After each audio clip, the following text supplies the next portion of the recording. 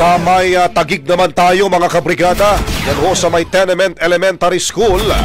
Ang mga botante tuloy din sa pagdagsa.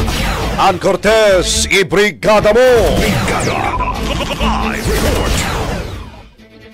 Brigada Glenn, tuloy-tuloy nga ang pagdagsa ng mga botante rito sa may Tenement Elementary School. Kasunod nga ng pagsisimula ng regular voting hours ngayong alas 7 ng umaga na siya magtatapos naman din mamayang alas 7 ng gabi. Bago pa nga mag alas 5 ng umaga kanina ay nagsidatingan na rito sa eskwelahan ang ilang botante para sa early voting. Kung saan halos mga senior citizens, mga PWD at mga pregnant mami sa ating mga nabuhat. At matapos buksan ang gate ng paralang ito ay agad naman ding pinuntahan ng mga botante ang kani-kanilang presinto habang ilan naman ay busy sa paghahanap nito.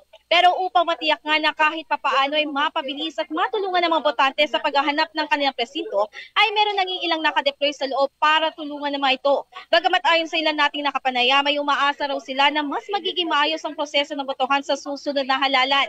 Dahil may ilan tayong nakausap na napakahirap umano na maghanap ng kanilang presinto.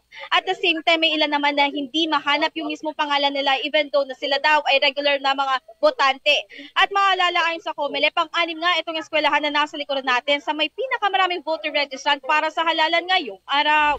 Para in the heart of changing lives, ako si Brigada Ann Cortez para sa The Mandate 2025 Brigada News FM Special Coverage, The Music and News of 40. Brigada Balita Nationwide. Ang bahaging ito ay hatid sa atin ng NutriCleanse Herbal Capsule. Linis tiyan, sexy tiyan.